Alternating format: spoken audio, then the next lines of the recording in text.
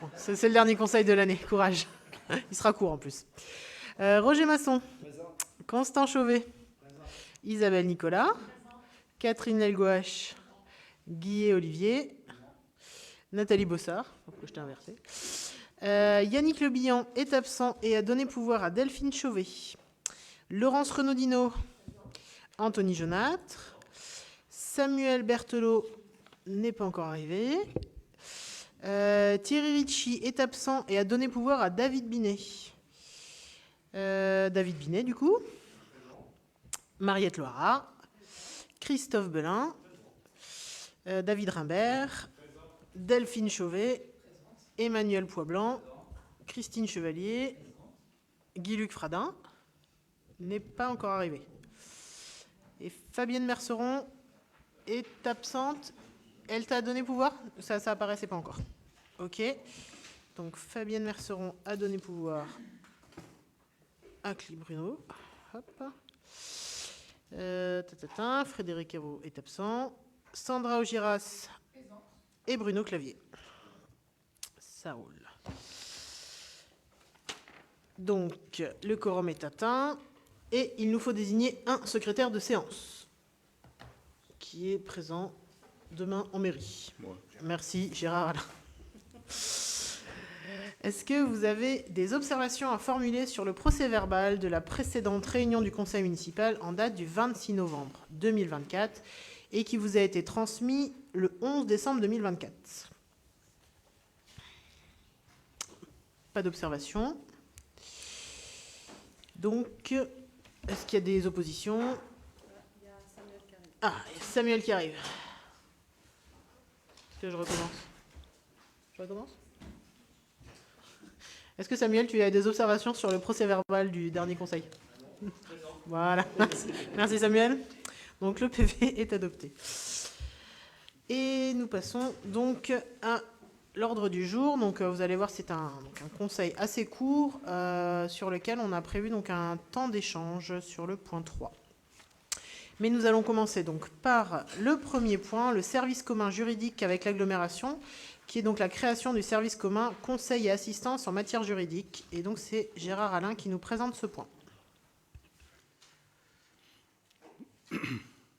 Lors du premier schéma de mutualisation initié en 2018 par Pornic Aglo Pays de Retz, adopté en conseil communautaire le 7 février 2019, pour une période de 5 ans, la thématique affaires juridiques avait été classée parmi les 10 thématiques prioritaires. Le déploiement de ces services n'a pu se faire sur la période du premier schéma, d'autres actions ayant été priorisées. Exemple, les services en ressources humaines, direction des systèmes d'information, recherche de financement et assistance montage de projets. Lors de la révision du schéma engagé fin 2023, la thématique juridique est réapparue comme prioritaire pour plusieurs communes, dont la nôtre. Aussi, la création d'un service mutualisé conseil et assistance en matière juridique a donc été inscrite dans ce nouveau schéma de mutualisation pour la période 2024-2028, avec une mise en place planifiée sur les années 2024-2025. L'environnement administratif et juridique des collectivités territoriales tend à se complexifier. La mutualisation des compétences et moyens humains au sein d'un service commun juridique est une solution permettant d'apporter un soutien aux communes. L'article L5211-4-2 du CGCT précise qu'en dehors des compétences transférées, un établissement public de coopération intercommunale à fiscalité propre et une ou plusieurs de ses communes membres peuvent se doter de services communs dont les termes font l'objet d'une convention après avis des comités techniques compétents et après établissement d'une fiche d'impact décrivant notamment les effets sur l'organisation et les conditions de travail, la rémunération et les droits acquis pour les agents. Dans ce cadre, les communes de la Bernerie, les Moutiers, Port-Saint-Père, Préfailles, Saint-Hilaire de Chaléon, Sainte-Pazanne et Vue ont décidé de créer avec l'agglomération, à compter du 1er janvier 2025, un service commun conseil et assistance en matière juridique. La commune de La Plaine a également émis son intention d'intégrer ce service courant 2025 sous réserve de l'avis de son nouveau conseil municipal qui doit être installé en fin d'année 2024. L'objectif est de structurer un service permettant aux communes adhérentes de bénéficier d'un appui à travers des conseils juridiques, élaboration et relecture de documents réglementaires, conventions de suivi RGPD, des analyses de précontentieux et contentieux, préanalyse, contrôle de la légalité, suivi des phases judiciaires avec les tribunaux, des suivis de procédures complexes, des SP, constats en lien avec les commandes publiques, de la veille juridique, évolution législative et réglementaire impactant la collectivité, gestion des documents juridiques. Pour réaliser l'ensemble de ces missions, compte tenu du nombre de communes adhérentes, au service conseil et assistance en matière juridique, le service sera constitué autour de 2 postes de catégorie A. Une convention portant mise en place d'un service commun, conseil et assistance en matière juridique, a été élaborée afin de définir l'objet et les modalités de fonctionnement de ces services communs. Elle prévoit notamment qu'une commune souhaitant intégrer le service commun doit formaliser sa demande d'adhésion avec un préavis minimum de 6 mois avant la date souhaitée d'intégration du service commun. Une commune souhaitant quitter le service commun doit formaliser sa demande de retrait après une période d'adhésion minimale de 3 ans et à l'issue d'un préavis de 12 mois avant l'entrée en vigueur de cette résiliation. Le portage du service commun relève de l'EPCI.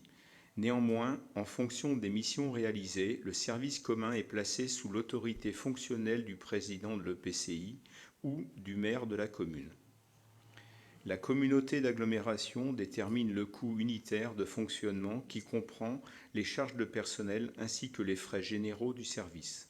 Les coûts de fonctionnement de service commun sont partagés comme suit. L'EPCI, prise en charge de 100% du coût du salaire du responsable du service commun, conseil et assistance en matière juridique, et de 40% du coût du salaire du juriste intégrant la quote-part affectée des services ressources humaines et informatiques. Cette prise en charge de 40% pour l'accompagnement du lancement du service pourra diminuer avec l'arrivée de nouvelles communes adhérentes. Les communes prennent donc en charge 60% du coût du salaire du juriste, intégrant la quote-part afférée des services support RH et DSI, répartis entre les communes adhérentes selon une clé simple, lisible et pertinente. La population DGF de l'année en cours. La création de ces services communs s'inscrit ainsi dans une logique de solidarité intercommunale et de mutualisation de moyens.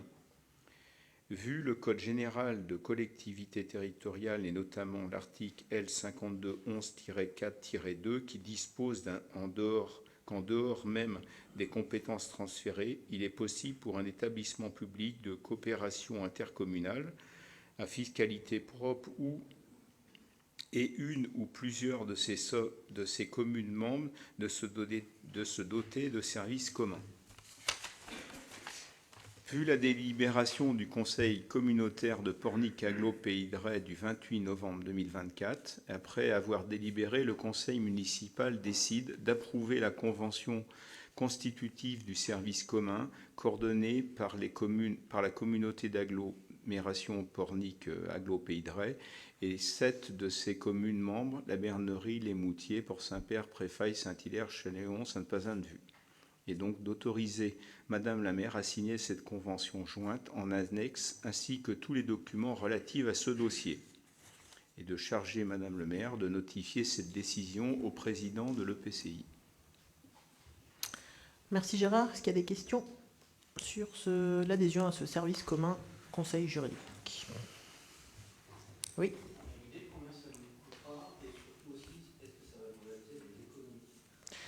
Alors, ce que ça nous coûtera, donc comme indiqué dans la délib, c'est calculé donc en fonction de la population. Donc, a priori, ça nous coûterait autour de 8 000 €. Et actuellement, on a déjà un service en fait qu'on peut interroger quand on a des questions de cet ordre-là, qui nous coûte 7 000 € à l'année. Donc ça nous coûte effectivement un peu plus cher, sauf qu'on n'a pas de personnel dédié. Nous, ce qu'on a actuellement, c'est une sorte de plateforme qu'on peut appeler, qui nous fait des réponses orales, mais on n'a pas de réponse écrite. Voilà. Ça va dépendre des personnes recrutées. Donc voilà, mais l'idée, c'est effectivement, oui, d'avoir, on espère. On espère avoir voilà, des personnes qui seront sur le territoire, qu'on pourra interpeller, qui connaîtront peut-être un peu au fur et à mesure aussi mieux les communes, donc d'avoir des réponses plus précises, quoi. Et ce sera des juristes qui seront au service de nos communes, alors que là, c'est un cabinet extérieur qui nous envoie des documents, à nous de les lire et de les analyser. Là, le juriste aura aussi pour mission d'analyser les documents et nous faire des retours par rapport à ça. Oui, tout à fait.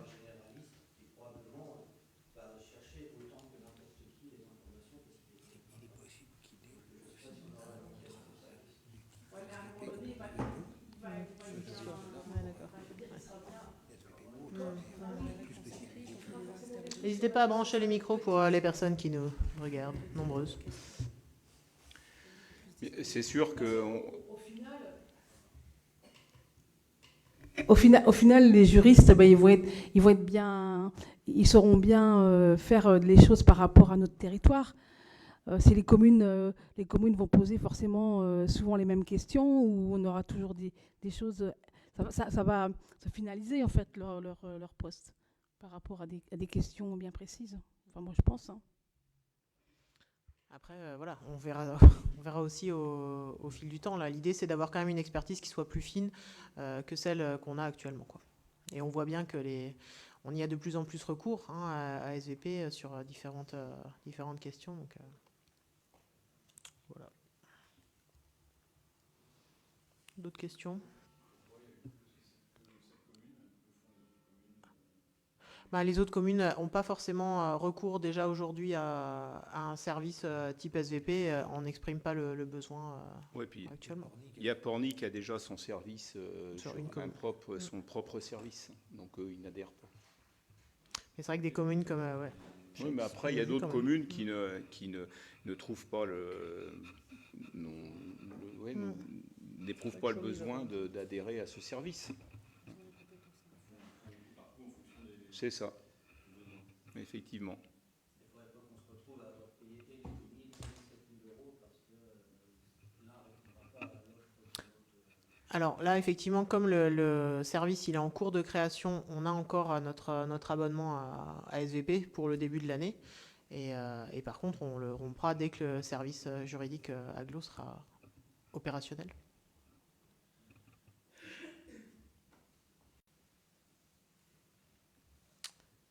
Alors, s'il n'y a pas d'autres questions, est-ce qu'il y a des oppositions à cette adhésion ? Est-ce qu'il y a des abstentions ? Ok, merci. On passe au point 2, l'acceptation d'un don de l'ASL du lotissement de Bellevue. Donc, par délibération en date du 18 décembre 2023, les espaces verts communs du lotissement de Bellevue ont été transférés à la ville afin que les agents communaux gèrent les aménagements de ces espaces.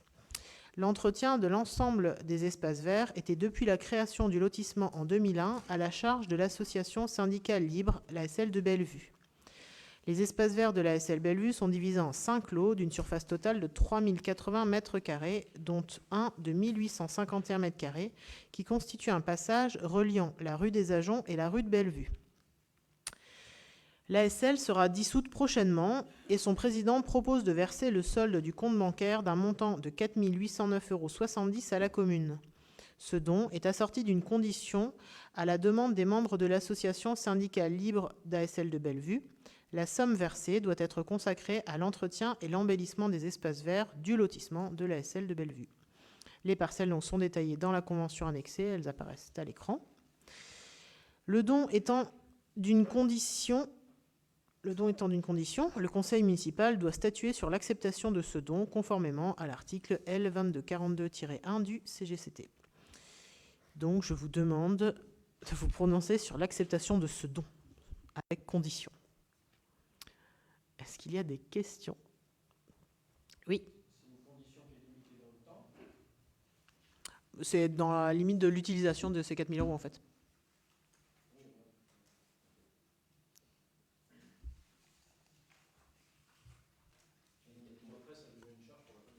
Bah, comme tous les lotissements. En fait, c'est la première fois qu'on récupère un lotissement qui est accompagné d'un dos. Généralement, on les récupère juste, en fait. Voilà. Alors, on a, oui, les espaces verts. Tout à fait. Les espaces verts sont rétrocédés. Moi, j'ai signé chez le notaire il y a quelques temps déjà. Et c'est un souhait de l'association, en fait, parce qu'il leur reste donc de l'argent en banque et d'en faire bénéficier la commune et spécifiquement, du coup, cette question voilà, de l'entretien des espaces verts, en fait. Il faudra demander aux personnes qui font partie du syndic.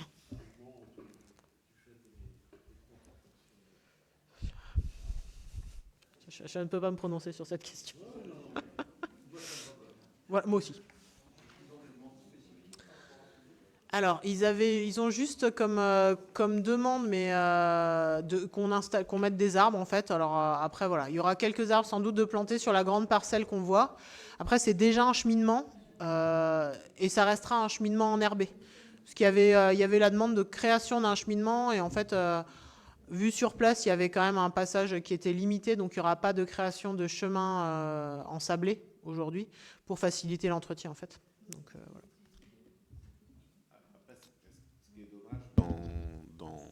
Dans leur demande, c'est qu'ils ne souhaitent pas avoir d'aire de jeu non plus sur ces espaces-là. Et je trouve ça dommage, et c'est marqué clairement dans... Non. Non, du coup, ça n'a pas été marqué dans la... Effectivement, c'était une demande de leur part, mais au niveau du notaire, en fait, on n'a pas retenu cette précision-là. Pourtant, c'est précisé dans le compte-rendu, enfin dans l'annexe. Oui, mais on a modifié ça. C'est un terrain, enfin notamment le grand terrain. Leur inquiétude, c'est effectivement que ça soit qu'il y ait une construction. Mais ce terrain-là, pour l'instant, il n'est pas constructif. Donc là-dessus, il n'y aura rien. Après, la question de la création d'une aire de jeu à cet endroit-là, on est quand même à 2 pas de la coulée verte. Bon, voilà. Pour l'instant, en tout cas, pour des facilités d'entretien aussi, hein, l'idée, c'est que ça reste un espace vert et c'est tout, quoi. Non, mais en tout cas, le don, il n'est pas conditionné à ça. D'accord. Parce que il me semblait avoir vu dans l'annexe... Mais dans l'annexe du conseil, là, c'est marqué. Dans l'annexe là sur le don, c'est marqué aussi? Oui, oui. Et oui, c'est marqué, c'est pour ça que je fais cette réflexion. Bah, après, en fin de compte, c'est pour le futur, moi. C'est-à-dire que si tous les espaces verts qu'on récupère, on ne peut pas positionner de jeu. Bah, après, ce qui a été signé chez le notaire, c'est pas ça, en tout cas. Voilà. Donc là, je pense que ce qui prévaut, c'est quand même, encore une fois, la signature de l'acte de rétrocession. Elle ne fait pas apparaître ça. Et là, sur la question du don,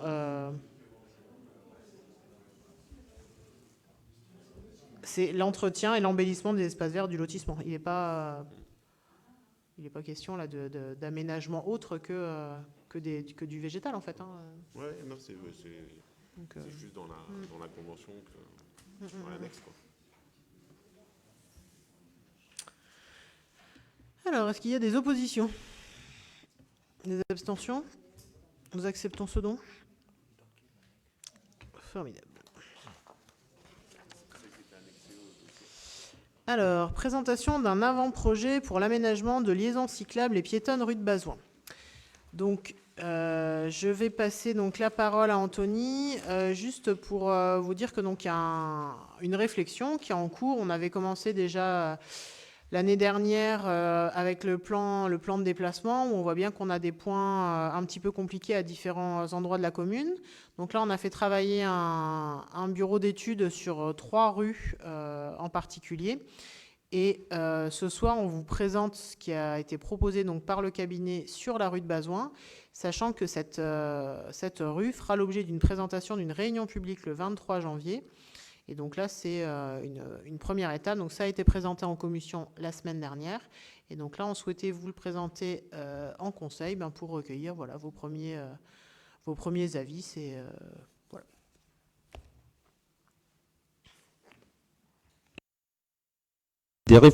Des réflexions sont en cours en vue de sécuriser la circulation rue de Bazoin, à proximité de l'école Notre-Dame de Lourdes. Le bureau BL Évolution conseil en transition écologique à accompagner la collectivité dans cette démarche et propose une mise en sens unique descendant rue de Bazoin avec la déviation via la rue de la Marche qui passerait en sens unique montant avec un double sens cyclable. La création d'un cheminement PMR sécurisé pour les piétons et les vélos côté école type voie verte. Une identification des différents scénarios et chiffrage estimatif a été réalisé par le bureau BL Évolution. L'avant-projet sera présenté à la population lors de la réunion publique programmée le 23 janvier 2025. Donc après, je peux expliquer davantage.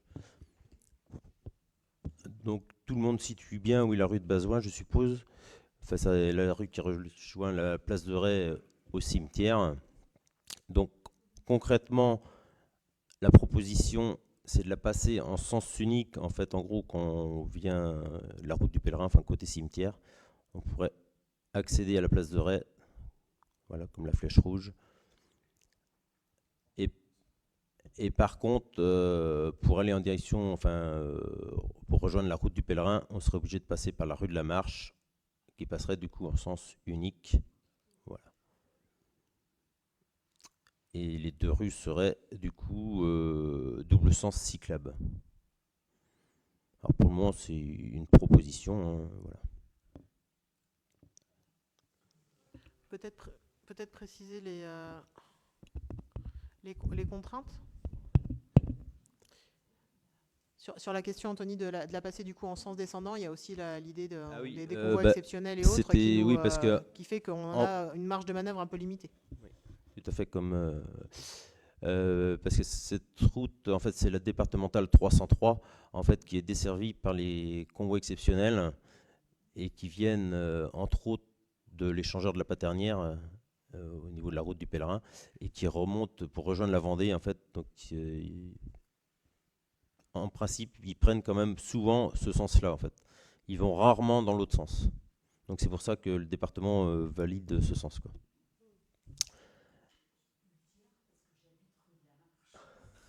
Que en fait les camions ils remontent souvent rue de la Marche aussi. Tout à fait, en Donc, plus. certainement, enfin ils doivent pas pouvoir. Non, mais les poids lourds, tout à fait, parce que j'en ai vu plusieurs et pour le coup, la rue de la Marche passera en sens unique, mais à l'inverse. Et si toutefois il devait y avoir des convois exceptionnels qui remontaient, ils remonteraient par la rue de Bazoin qui serait coupée à ce moment-là pour permettre aux convois exceptionnels de remonter. Oui. Du coup, les aménagements qui sont mis en place sont des aménagements qui seraient franchissables par les camions. Voilà. Alors tout ça, enfin si c'est validé, en fait, il y aura une phase d'études, en fait. Expérimentales. Expérimentales, oui, tout à fait. En fait, sur ces différents secteurs, on voit qu'on a donc plusieurs contraintes. On voit aussi, ça vous le savez, qu'on a un budget qui est limité. Donc l'idée, c'est qu'on ne peut pas faire de miracle, en fait. On ne peut pas faire tomber les immeubles qui nous gênent et autres. Vous voyez bien que dans la rue de Bazoin, il n'y a pas forcément l'espace pour aménager des trottoirs dignes de ce nom, plus une piste cyclable, plus une voie piétonne, plus une voie, voiture. Donc c'est vrai que la modification du plan de déplacement est une des solutions qui s'offre à nous pour sécuriser les déplacements de tous, aussi bien des piétons que des cyclistes, que des voitures qui descendent cet axe.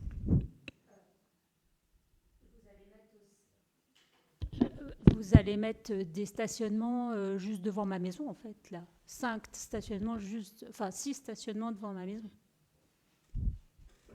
Alors, les plans ne sont pas forcément définitifs. Après, l'idée, c'est effectivement d'accueillir des stationnements pour aussi réduire, en fait, la largeur de la voirie. Alors, savoir aussi que les gens qui sortent de chez le dentiste, là, le premier stationnement, je vous dis, à chaque fois qu'il y a une voiture de garée là, elle a un pet. Hein. C'est pour ça que je répète que les dessins ne sont pas définitifs. Là, on est sur des ordres d'idées de l'aménagement, mais on n'est pas, c'est pas un travail de géomètre qui a été fait à cet endroit-là. Donc, effectivement, évidemment que les sorties de voitures seront prises en compte et autres. Là, ce qu'on vous présente plutôt, c'est l'idée de principe, c'est-à-dire de passer cette portion de la rue de Bazoin en sens unique descendant, avec un passage du coup par la rue de la Marche. Voilà ce à quoi ça pourrait ressembler avec ou sans les rondes couleurs dans un premier temps.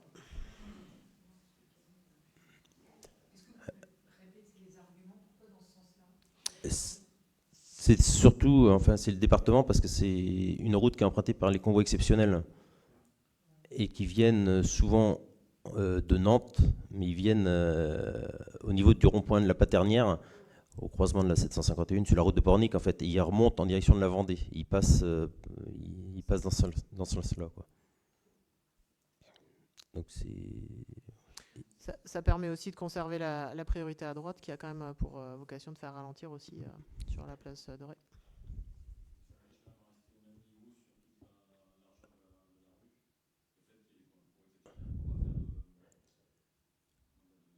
Dans le micro, non. Bruno.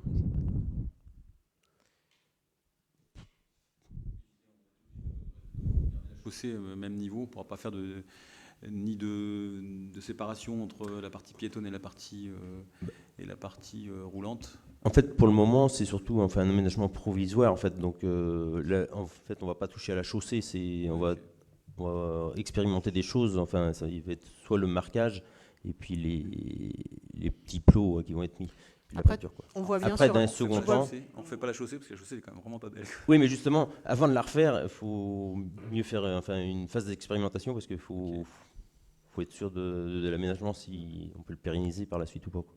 Par rapport à ta question, Bruno, on voit bien sur cette photo-là particulièrement l'entrée de la Maison Bleue. Si on fait un trottoir surélevé, on va avoir quelques soucis en fait de niveau en fait. Donc, et les préconisations du coup sont plutôt aujourd'hui effectivement une seule hauteur. Alors, mais même une délimitation en partie milieu, on aura du mal. Alors déjà l'idée, si on va sur un aménagement un peu plus lourd, peut-être que ça serait les trottoirs au même niveau et plutôt un niveau central. Mais ça, ce n'est que c'est des suppositions. Pour le moment, il n'y a rien de fait. Mais il y avait une vraie question, pardon, sur Dans une phase plus définitive, il peut y avoir une longue ligne béton également qui va faire 14 de vue, comme il y a dans la rue des Sports ou rue Sainte-Anne. Ça n'empêche pas pour les convois exceptionnels. Les poids lourds, Non. les trucs un peu hors gabarit de passer, quoi. Oui, mais en empattement, les camions, ils sont pareils. Okay. Il n'y a pas plus large. Le chargement, il va dépasser, mais tu vois, à 40 ou 50 de haut. Quoi. Ça va passer au-dessus. Après, il n'y a pas de... Une longue ligne béton pourra être coulée après, quoi. Dans une phase plus finale, quoi. Après, on a vu aussi cet été avec les travaux qu'il y avait eu dans cette rue-là que finalement, on avait trouvé un peu des itinéraires bis. Là, de mémoire, la mise en œuvre se passerait aussi possiblement au moment de l'été un petit peu, et puis pour se laisser après, un premier temps pour s'habituer avec un peu moins de trafic au niveau de l'école, et puis après quelques temps pour expérimenter encore une fois. Enfin, la question du revêtement, je te rejoins. On s'est interrogé, mais l'idée de se dire si on refait un revêtement et puis que ça fonctionne pas, c'est bon, voilà. Mais c'est pas parfait. Est-ce que vous avez défini les critères de transformation de la phase d'expérimentation en officialisation, si on peut dire comme ça? C'est toujours mieux de le définir avant que... est-ce qu'il y a des enregistrements de prévus? Voilà. Qu'est-ce qui fait qu'on dira l'expérimentation est bonne, donc c'est ce scénario-là qui est retenu? Effectivement, on n'a pas encore des critères. Oui, non, mais... C'est de se dire, c'est toujours plus facile d'écrire les règles au début, comme ça, au moment où on est amené à regarder des chiffres et à voter, à la limite, il n'y a plus de débat, on n'est pas dans de l'affect. C'est vrai qu'on pourrait mettre un compteur vélo, par exemple, aujourd'hui, voir un petit peu s'il y a une amélioration de ce trafic-là. Après, ou des questionnaires, parce que je pense qu'il y a vraiment la question du ressenti aussi pour les personnes qui pratiquent cette rue-là, qui est parfois un peu plus difficile à objectiver. Je voulais préciser aussi que le projet, donc, il a été présenté à la commission de jeudi soir, à laquelle avait été invité le collectif local de Place au Vélo, en fait, qui a pu aussi partager un petit peu ses réflexions sur les propositions. C'est pas branché.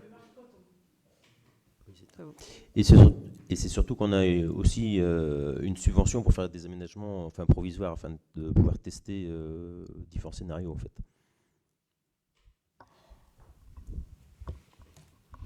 Du coup, ce serait intéressant de faire des enregistrements dans les 2 rues concernées en fait. L'objectif, c'est pas juste de mesurer les vélos, je pense. Si ça génère des nuisances dans les autres rues, c'est important de le savoir. Moi, j'ai une autre question aussi, parce que là, je vois que les vélos sont dans les 2 sens, à gauche. Comment ceux qui arrivent du sud de la commune, ils arrivent à gauche Ils vont traverser la route, la départementale, dans le centre. Devant la place de Ré, autour de la place de Ré, ils vont arriver soit par le bas, soit par le haut. Et du coup, ils vont traverser comment? Parce qu'il y a les voitures qui vont arriver en face. Non, mais alors après, il faut qu'ils retraversent pour repasser dessus. Pour retraverser, tu vois, ils vont traverser devant l'agence. Enfin, je ne sais même plus si c'est une agence.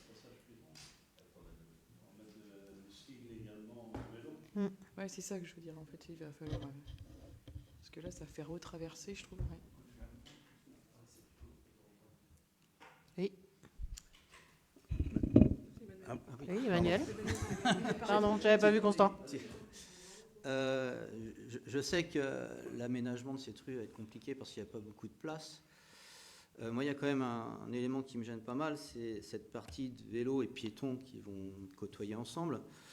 Au-delà du fait qu'une voie verte doit avoir sa propre chaussée, donc déjà légalement, ça ne pourra pas s'appeler une voie verte. C'est surtout que si on mélange les piétons et les vélos, ça s'appelle un trottoir partagé. Et c'est illégal en France. Donc, c'est illégal en France parce que c'est dangereux pour les piétons. Et là, on se retrouve avec cette situation et je ne comprends pas à la fois qu'un cabinet puisse le conseiller et puis que l'on parte sur ce genre d'aménagement, puisque plus tard, on sera bien embêté si jamais il y a un accident. Donc voilà, je suis un peu gêné là-dessus. En sécurité routière, on essaye de séparer le maximum les usagers fragiles. Et là, c'est pas le cas. Là. Donc je pense qu'il y a peut-être quelque chose à revoir là-dessus. Tu as des propositions? Ah, là, j'ai pas particulièrement de proposition. La place est faible, mais il n'est pas normal que l'on ne protège pas les piétons en priorité. En particulier, ici, il y a des enfants. Et je sais qu'il faut protéger les vélos, mais c'est d'abord les piétons qu'il faut protéger. Donc les mélanger, c'est les mettre en danger. Donc peut-être trouver une autre solution. En tout cas, il faut éviter de les mélanger. Et légalement, de toute façon... Alors, je crois qu'il y avait Constant sur le coup. Si tu as un espace de 3 mètres, c'est un espace partagé piéton-vélo. Ça ne change rien, en fait, dans la définition d'un trottoir doit être séparé. Ben oui, mais la loi fait que si ta largeur est de 3 mètres, tu piéton-vélo. Alors,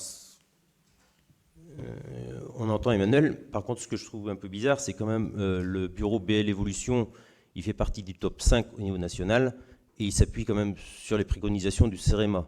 Donc je pense que s'ils nous ont proposé ça, c'est que ça doit quand même...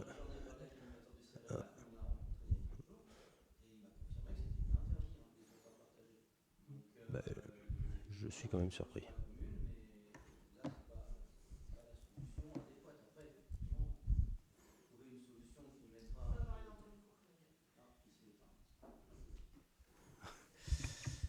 Oui, donc je rappelais que l'animateur du CEREMA, j'en ai parlé avec lui l'autre jour, et effectivement, il a bien confirmé que c'était interdit.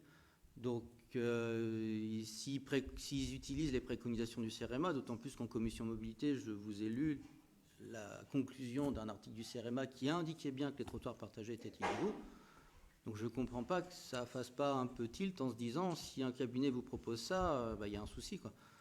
Donc, moi, je suis un peu gêné, surtout sur ce type d'aménagement. C'est pas la première fois que j'en parle. Et voilà. Et c'est pas un aménagement non plus qui est complètement innovant chez nous, quoi. C'est bien le problème, c'est que c'est illégal. Donc, je comprends pas qu'on le retrouve déjà chez nous et qu'on le propose encore une fois. À plein d'autres endroits aussi, quoi. Après, est-ce que c'est sur la question de la domination ou autre? On voit bien que sur la coupe qui avait été proposée, il y a quand même les piétons et puis les cyclistes. Après, on ne peut pas faire une voie de rencontre à 20 à cet endroit-là, où du coup tout le monde serait sur la route. Enfin, on fait aussi avec l'existant, encore une fois. Je J'imagine que s'il y avait une proposition ou une solution qui était plus adaptée, plus légale, enfin voilà, il l'aurait fait en fait. Là, on ne propose pas des choses illégales parce qu'il faut proposer quelque chose. C'est...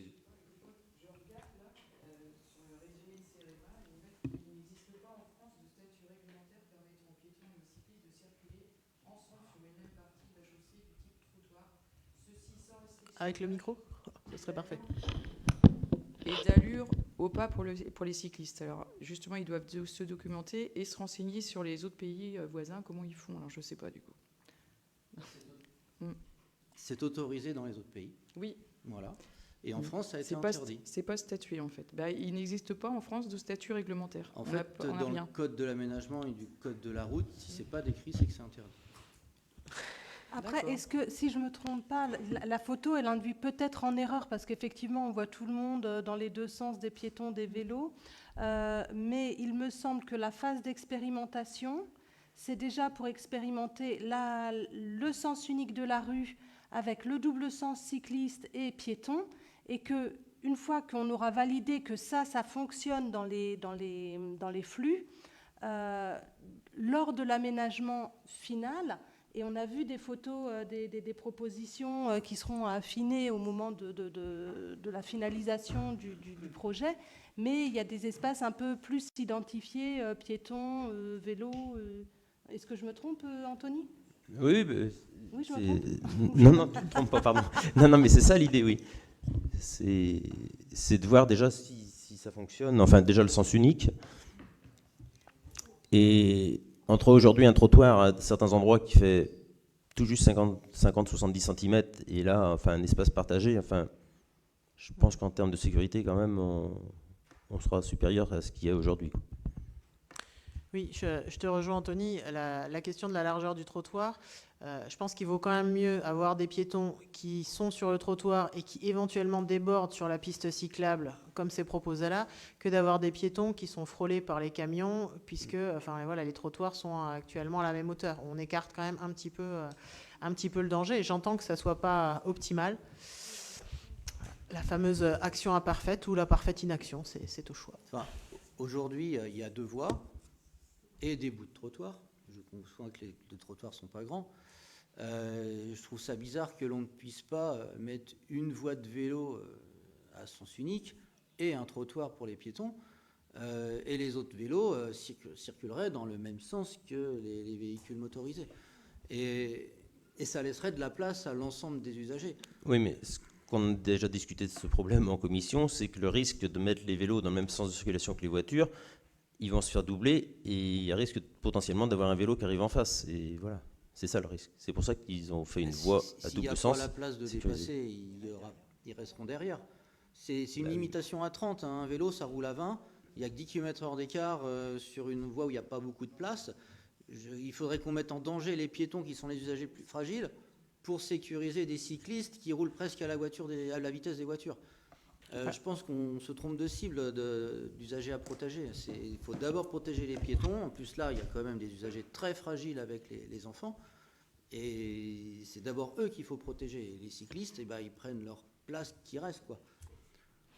Je pense qu'on a entendu ta remarque. On va la faire remonter au cabinet. Puis ils présenteront peut-être une version amendée pour la réunion publique. Voilà. L'idée, c'était bien d'en débattre un petit peu aujourd'hui et de recueillir les différents avis, sentiments, convictions, tout ça. Et petite remarque aussi, ça veut dire que tous les camions qui passent dans la rue de la Marche, dans le sens qu'ils utilisent aujourd'hui, passeront par cette rue-là, par la rue de Bazoin, du coup, puisqu'elle sera en sens unique. C'est ça. Ça veut dire que vous allez avoir beaucoup de camions à la place de Ray. Après, voilà, c'est voilà. le trafic, il va pas exploser ou quoi que ce soit. Il va effectivement peut-être utiliser des itinéraires différents. Après, on peut quand même imaginer que pour la rue de Bazoin, elle est quand même un poil plus adaptée que la rue de la Marche pour accueillir des poids lourds. Enfin, tu vois, en sens unique, ça permet quand même de limiter un petit peu les choses. Parce que là, deux poids lourds pourraient se croiser dans la rue de la Marche. Ah, mais ils vont que dans un sens, hein. Ils vont toujours ils remontent du cimetière, Mmh. ils reviennent toujours dans ce sens-là. Pas le matin, pas le matin. Le matin, il y a des gros camions. Oui, oui, oui.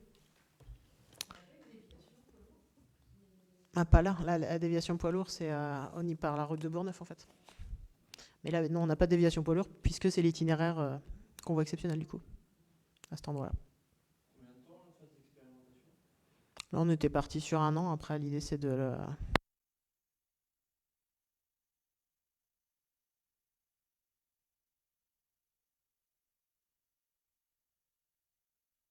il remarche, c'est bon, il remarche. C'est bon, merci. À distance. Voilà, il n'y a pas de décision à prendre sur ce point-là. C'était vraiment un point d'information, que vous en ayez entendu parler avant la réunion publique, et de recueillir encore une fois les observations des uns et des autres. Ok.